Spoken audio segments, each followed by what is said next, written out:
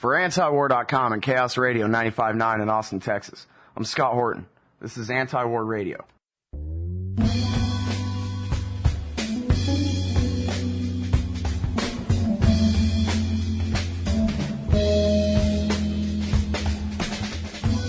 Now, let me talk to you about a couple of extremely important books, okay? You may have heard of this, but you may not have read it. But that's not good enough. You need to actually read this. It's so important that you read this book. It's called War is a Force That Gives Us Meaning by Chris Hedges. And this is a man who, for the New York Times and the Christian Science Monitor and various other newspapers, has covered wars around the world for decades. He's a Pulitzer Prize-winning reporter, recipient of the Amnesty International Global Award for Human Rights Journalism in 2002. On and on. I couldn't even read you this guy's resume here. It's all at truthdig.com. You can read all about it. He's written a lot of important books. This one is the most important to me, and I really hope you read it. War is a Force That Gives Us Meaning. And he also wrote a book, another extremely important book for you to read, is co-written, or co-edited really, with Layla Al-Arian. And it's called Collateral Damage, America's War Against Iraqi Civilians. And it's just first-person accounts from credible and verified American soldiers telling their stories of what they did to the Iraqi people during that war. He's also the author of Empire of Illusion, The End of Literacy, and The Triumph of Spectacle, I Don't Believe in Atheists, and the best-selling American Fascists, The Christian Right, and the War on America. Welcome back to the show, Chris. How are you doing? I'm good, thanks. Well, it's been a long time since we've talked. I'm happy to have you back on the show here, and I've been reading some very important essays that you've written lately for truthdig.com. And first of all, I want to talk about No One Cares, and the edge of despair that you're entertaining here about the death of the American peace movement. What happened? Some Democrats got elected? That's it? A couple things happened. I think the first mistake was for the anti-war movement in 2004 to call a moratorium on demonstrations because they wanted to support Kerry over Bush. And Kerry ran a campaign where all he did was try and out-Bush Bush. He talked about victory in Iraq. He said he wouldn't have withdrawn troops from Fallujah. People should have been back out on the street. There have to be moral imperatives that supersede party loyalty. That's the first mistake. The second is we have allowed this government to create mercenary armies and mercenary intelligence entities that are hollowing out the role of traditional intelligence and traditional military forces because, of course, a draft becomes unpalatable. That is done so that roughly, 2-3 million families in this country bear the brunt of the war, primarily poor, lower class, and the middle class is able to pretend the war doesn't exist. There are no tax increases. Their children are not threatened with a draft. And so there's a kind of passivity on the part of the liberal class that's not threatened. And thirdly, I think the most disastrous element is that the working class in this country, and much of my family comes from the working class, has been destroyed by NAFTA, welfare reform, and the liberal class was silent while that happened. 1994, with the passage of NAFTA, thrust a knife into the back of the American working class, and the liberal elite continued to support a Democratic Party that at that point they should have walked out upon. So that the protests coming out of a liberal establishment against the war don't resonate with a working class that quite rightly feels betrayed by this liberal elite. And I think that we have to, especially as we are barreling towards a system of neo-feudalism, an oligarchic state, we have to begin to talk again in the rhetoric of class. We have to express that legitimate rage as our own rage. Otherwise, it's going to continue to be captured by these proto-fascist movements that we see leaping up around the fringes of American society. Oath keepers, tea parties, all of this stuff. And so I think there has to be a deep kind of self-reflection, self-criticism on the part of the liberal elite. I think we have to realize that we have wasted a lot of time with boutique activism, while some very, very dark things have happened to this country. We have to walk away from the Democratic Party. It's utterly betrayed working men and women, as well as all of our own values. I just heard you play Ron Paul's speech. I mean, to get to a point not only where the Democratic Party has essentially codified the violations of domestic and international law put in place by the Bush administration is extremely frightening. We've not restored habeas corpus. The war in Afghanistan has been exponentially expanded. Nobody's moving out of Iraq. Warrantless wiretapping continues to be carried out illegally now against American citizens. We still run our offshore penal colonies where we openly practice torture, and this has become a bipartisan enterprise. And if we don't wake up, if we don't begin to respond, then this anger and rage on the part of the many dispossessed Americans, probably 20% permanent unemployment, will boomerang and be a very frightening right-wing rage that will snuff out what's left of our anemic democracy. Well, there's really a lot to go over just there, but I guess I want to start with the whole kind of populist right-wing out-of-power thing. I know you're well aware the Ron Paul revolution was on while George Bush was still in power, and it was populated by people who never did like him and never were for the wars, the deficits, any of those things. And it has, in fact, no one would argue otherwise, I don't think, that it has been to a great degree that movement co-opted by the sort of Sarah Palinites. But, there was that's what's so disturbing. That's right. Yeah, I mean, well, there was a study, though, that, I don't know, it was a study, some kind of survey at a big Tea Party rally in Washington, D.C. recently, where it was just a 50-50 split, where half of these people are classical, liberal, libertarian, Enlightenment people, and the other half are these Christian fascists that you talk about. And there really is a major split there between the social conservatives and the libertarians. And I hate to hear, Ron Paulians who care for nothing more than individual liberty lumped in with a bunch of ignorant Palin followers and warmongers. Right, but I think it's probably fair to say, unfortunately, that the libertarian element within the Tea Party movement is being quite effectively pushed aside. I think you're right. But we have to make a distinction, because while the anger at what's being done to the American citizenry and, of course, the crimes that are being committed in Iraq and Afghanistan and Pakistan in our name is a common element, what is not common is this kind of virulent racism and really desire or kind of yearning for fascism that we see. And unfortunately, these people have the money, and they have the access to the media, outlets like Fox News. So, I'm no expert on the Tea Party movement, but it does appear that initially this was a kind of grassroots response with a great deal of sympathy, if not outright support, for the libertarians, but it doesn't appear to be that now. The libertarians appear to be in the minority.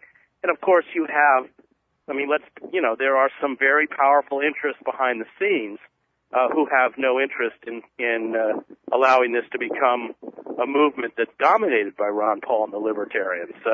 And I think they're doing a very effective job of sidelining them.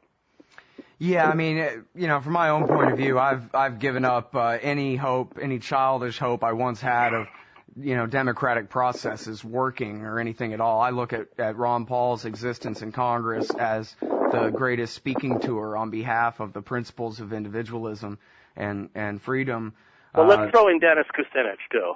Yeah, well, you know, Dennis is a pretty good guy. He lets me down more than he comes through for me. But then again, you know, I'm sure you could say the same thing about Ron, and we're both pretty much in agreement.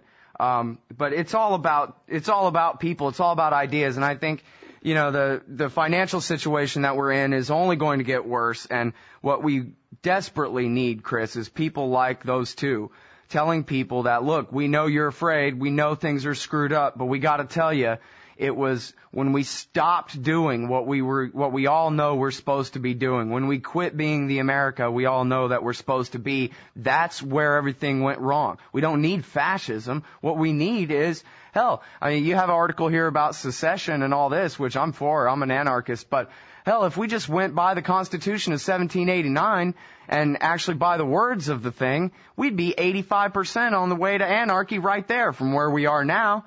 It seems like the kind of thing that good liberals and good conservatives and people who care about peace and the Bill of Rights can agree on is, let's just tear down Washington, D.C. We don't need them. They're the ones who've done this to us.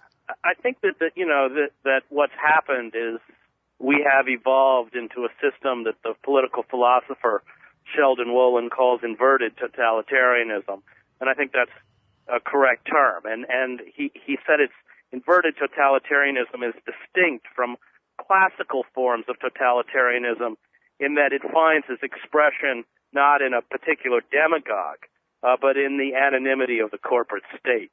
So that you have essentially revolutionary forces or reactionary forces that pay fealty or loyalty to the Constitution, electoral politics, the iconography and language of American patriotism, and yet have so corrupted the levers of power that the citizenry is become disempowered. And I think that's right. I think what we have undergone is a kind of coup d'etat in slow motion. Right. So that that's why there is virtually no difference, that with very minor exceptions, between the policies instituted by the Obama administration and those instituted by the Bush administration, whether that is the largest transference of wealth upwards in American history, the expansion of imperial wars, the constant erosion, continuing erosion of civil liberties, this horrible health care bill, which is essentially the equivalent of the bank bailout bill for pharmaceuticals and insurance companies, forcing American citizens to buy their defective product. They can still ratchet up co-payments and premiums especially on the elderly, people on fixed income. I mean, it's just the list that goes on and on and on.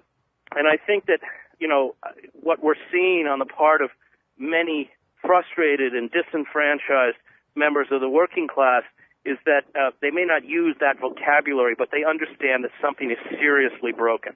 Something is seriously wrong.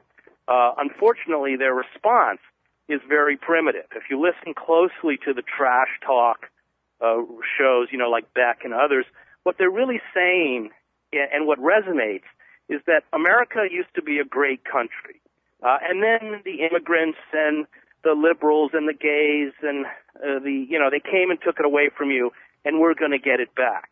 And unfortunately, I think that has a kind of appeal because people certainly understand that 2, 3, 4, or 5 decades ago, it was possible in this country to work in a blue-collar job in a steel mill, for instance, earn $50 an hour with a pension, with benefits, on one income to support a family, even buy a modest house, send your children to college, and all of that has been destroyed.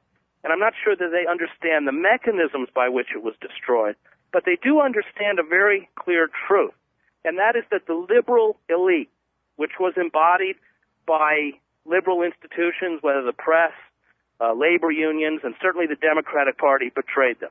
That they continued to talk in the language whereby they expressed concern for the working class and the interests of the working class.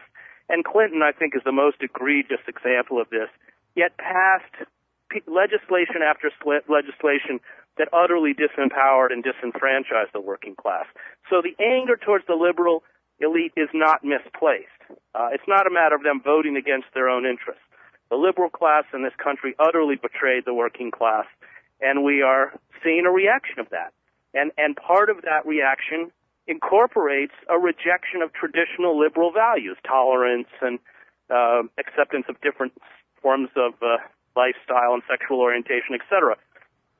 And we saw that on the Mall, after the passage of the so-called health care reform bill, when people shouted racial slurs at John Lewis or called Barney Frank a faggot. I think that that's all woven into a kind of virulent reaction against a liberal democratic system that spoke one way and acted in another with a great deal of hypocrisy.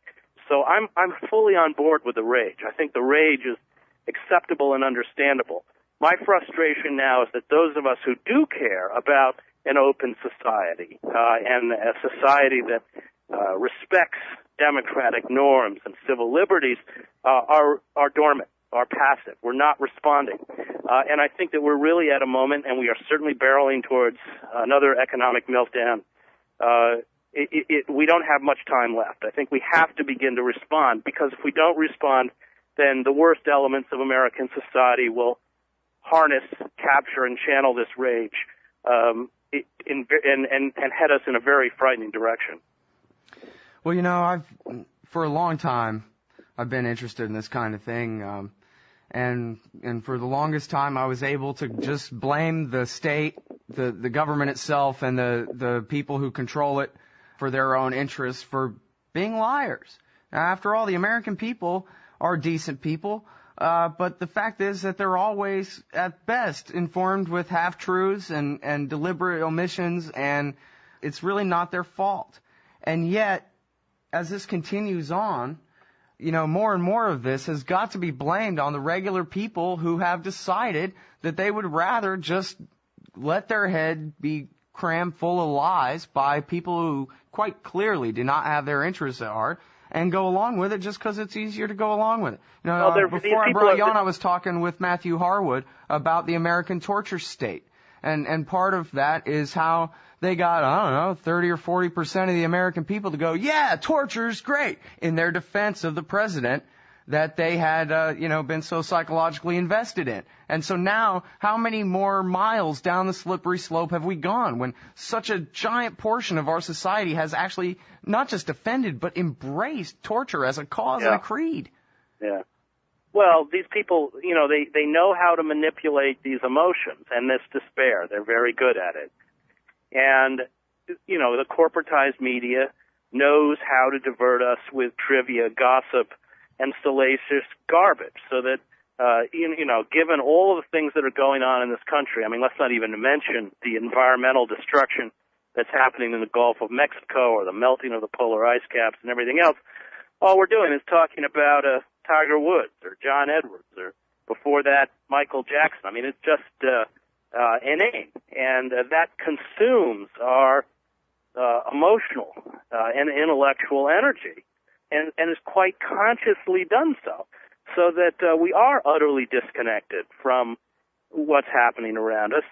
Information systems, especially electronic commercial systems of information, have turned news into a form of entertainment. And so I think that the less a public is aware of how systems of power works and what's happening both within the United States and beyond our borders, the more easily they're manipulated by demagogues who pitch emotionally appealing slogans that, in essence, promise revenge, moral renewal, and new glory. It's an old story. I watched it in Yugoslavia. It's what Slobodan Milosevic did. You can go back and see how the breakdown of Weimar Germany, which vomited up figures like Adolf Hitler, used precisely the same game plan. Or the breakdown of Tsarist Russia that opened the door for Lenin and the Bolsheviks. It's a classic scenario, and one that is fueled by economic dislocation, which people forget. Unfettered capitalism, unchecked capitalism, as Lenin said correctly, is a revolutionary force. It will cannibalize your society. It turns everything, whether the natural world or human beings, into commodities that unchecked corporate interests are allowed to exploit until exhaustion or collapse, which is why the environmental crisis is intimately linked to the economic crisis. And we live in a commodity culture where human beings, human life no longer has any intrinsic value beyond its ability to generate profit. And if you can't generate profit for these corporations, then you are crumpled up and thrown away like a piece of human refuse. And once you create that kind of a society, you're essentially tearing apart its fabric. Well, it's interesting, though. In your article here about secession, I forget if you addressed this point specifically, but it seems to at least implicitly accept the premise that it's Washington, D.C., and they're the giant gun in their hand, whether they're dictating the interest rates or they're dictating who gets bailed out and who does not and whatever. They're really the blunt instrument in the hand of these corporations. And if you support secession, now hang on one second. If you support secession and the breakup of the United States into smaller units, you're basically, I think, acknowledging, aren't you, that this would not empower the corporations over the people of America. This would disempower them. It would take away their ability to use the national government as their instrument against us. Yes, and I think that electoral politics at this point are not going to work. So any form of resistance, if we want to break the back of the corporate state, I of course, in the end, am nonviolent. I look at the secessionist movements as a good vehicle to do that. The problem for me is that the southern secessionist movements are neo-Confederate. They begin by singing Dixie. They wave the Confederate flag. They're not in any way hospitable to African Americans. So the Vermont secessionist movement, the Texas secessionist movement are pretty good. Some of the League of the South and others are pretty unpalatable.